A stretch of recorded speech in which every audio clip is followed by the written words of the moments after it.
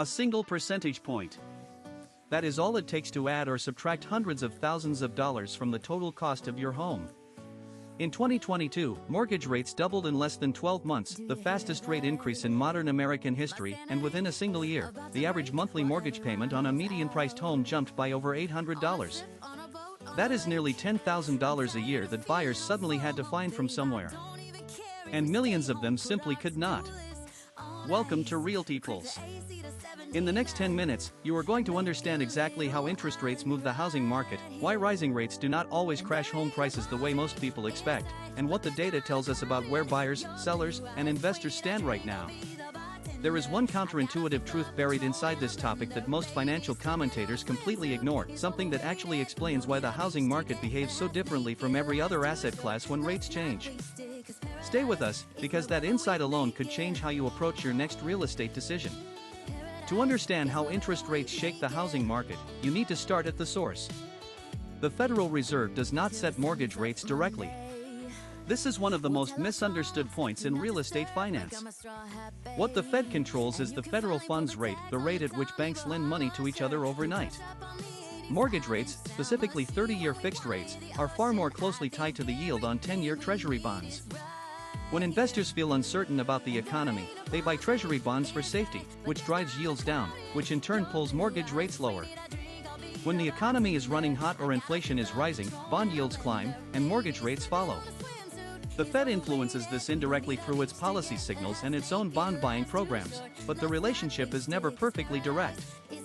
Understanding this distinction matters because it explains why mortgage rates sometimes move in the opposite direction of what the Fed just announced. Historically, the connection between interest rates and housing demand is inverse and powerful. When rates fall, borrowing becomes cheaper, more buyers enter the market, demand rises, and home prices tend to go up. When rates rise, the opposite chain of events begins. But the speed and severity of that chain reaction depends on multiple factors, including how quickly rates move, where the overall economy is, what inventory levels look like, and crucially, how much existing homeowners are locked into their current mortgages. The 2020 to 2022 period gave us one of the most dramatic examples of rate-driven housing inflation ever recorded.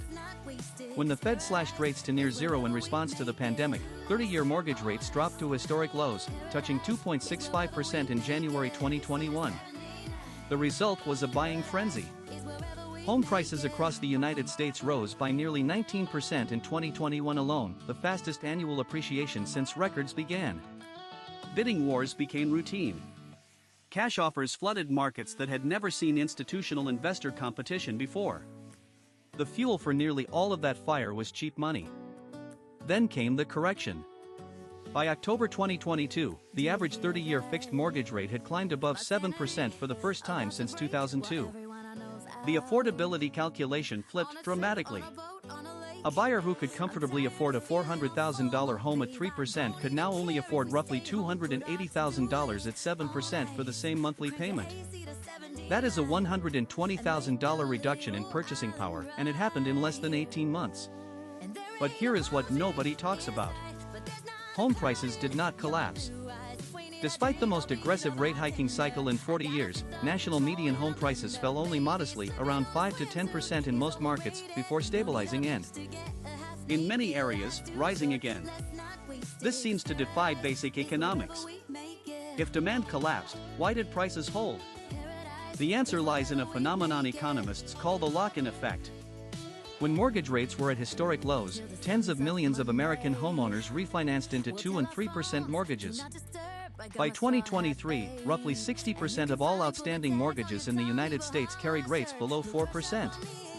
Those homeowners had zero financial incentive to sell and buy a new home at 7%. Their monthly payment would nearly double on an equivalent property. So they stayed put. Inventory, which was already low before the rate hike, became historically constrained.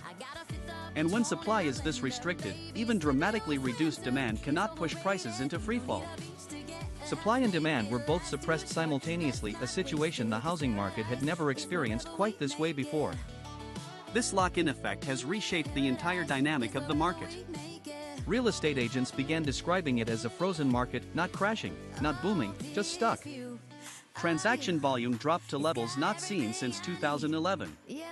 In 2023, existing home sales fell to approximately 4 million units annually, down from over 6 million just 2 years earlier. Builders, sensing the opportunity that existing inventory could not fill, ramped up new construction.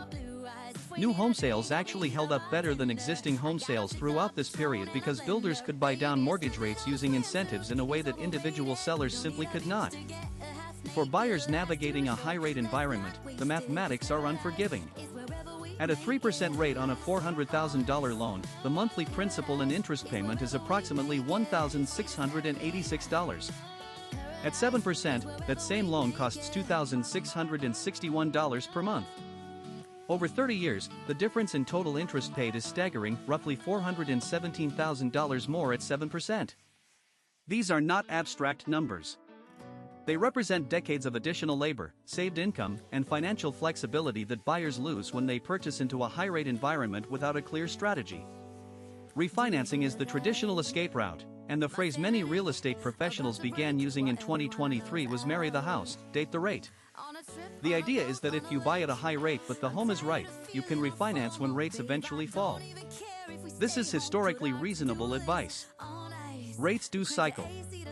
But the risk is timing, and the cost of refinancing, which typically runs between 2 and 5% of the loan amount, means the numbers need to justify the decision carefully. For real estate investors, rising rates compress what is called the cap rate spread, the difference between a property's capitalization rate and the cost of borrowing. In a low-rate environment, that spread is wide, making cash-flowing investments relatively accessible. When rates rise sharply, that spread narrows or even inverts, meaning the cost of the debt exceeds the income the property generates. This is why commercial real estate was hit far harder than residential in the 2022 rate cycle. Office buildings, apartment complexes, and retail centers all carry debt that needs refinancing periodically, and when that debt reset at 7 or 8% instead of 3%, the cash flow math broke down rapidly. What does this all mean going forward?